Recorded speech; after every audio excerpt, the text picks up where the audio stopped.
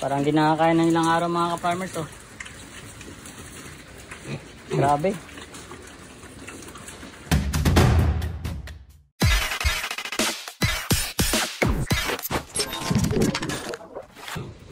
Kumusta mga ka-farmers? So andito tayo ngayon sa ating babuyan sama mga bake.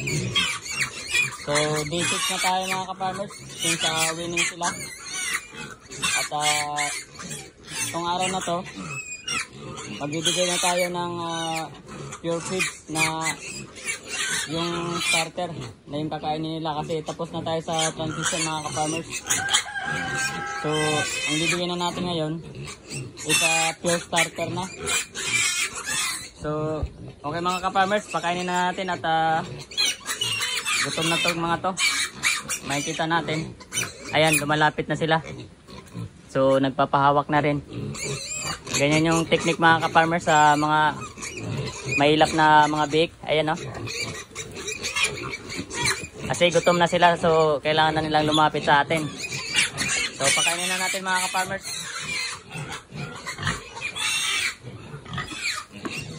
So ito yung feeds nila. Pure starter na to mga ka-farmers. Ito na yung pagkain nila. So let's go mga ka-farmers, pakainin na natin. Parang di nakakain ng ilang araw mga ka-farmers oh. Grabe.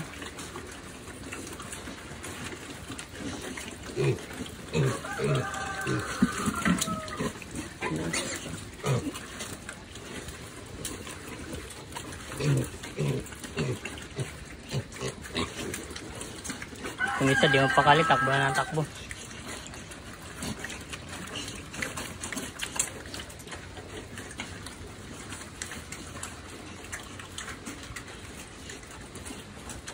Grabe sila kumain mga ka-farmers.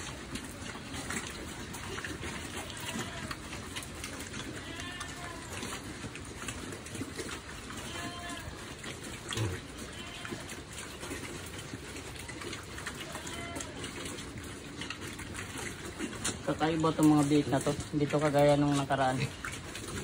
Grabe sila kumain.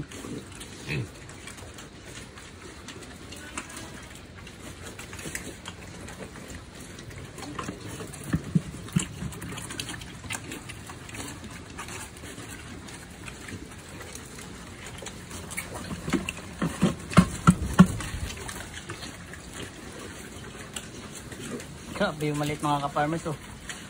Talagang ano, hindi nagpapatalo talaga yung maliit. Yan oh.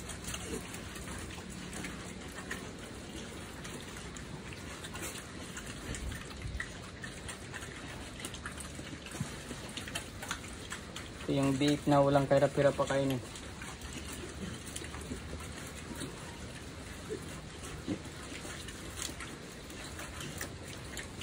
Ito yung kagandahan sa mag-transition tayo mga ka-farmers ng 5 days. Talaga hindi na yan ibago yung mga bake pag nagpalit na tayo ng ano, ng pagkain. Kagaya niyan no. Wala man lang signs na nanibago sila sa pagkain na kinakain nila. Simot agad mga ka-farmers oh. Kasi hindi na natin pwedeng dagdagan yan. Bawi na lang tayo pag medyo malalaki na sila. Lalo pag ganyan may maliit kasi mga ka-farmers. Tapos matakaw pa rin kumain. Mahirap yan.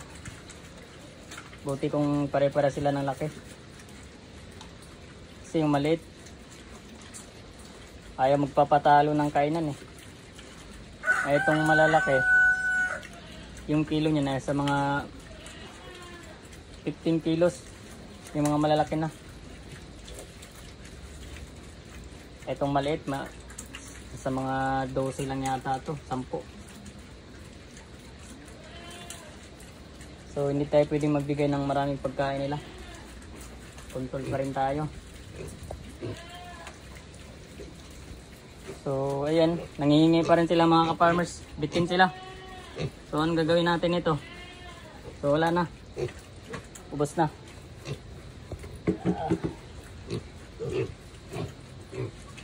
Bali, pinapaubos ko muna sila ng 2 kilo sa isang araw mga ka-farmers. Saka na tayo magdadagdag.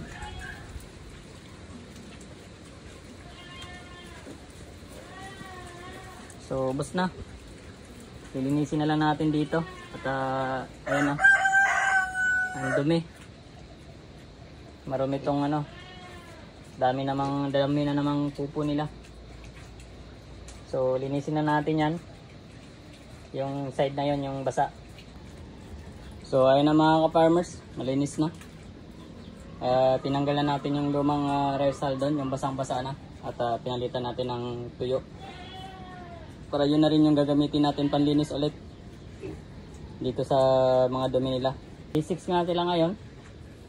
At all goods pa rin dito mga ka-farmers. Walang amoy. So, kahit hindi tayo gumagamit ng tubig na panlinis dito sa kulungan nila,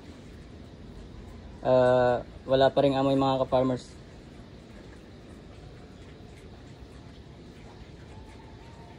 At merong langaw pero ito'y minimal lang. Hindi naman sila ganun karami. So, all goods mga ka-farmers. At meron pa tayong mga gagawin ngayon. Okay mga ka-farmers,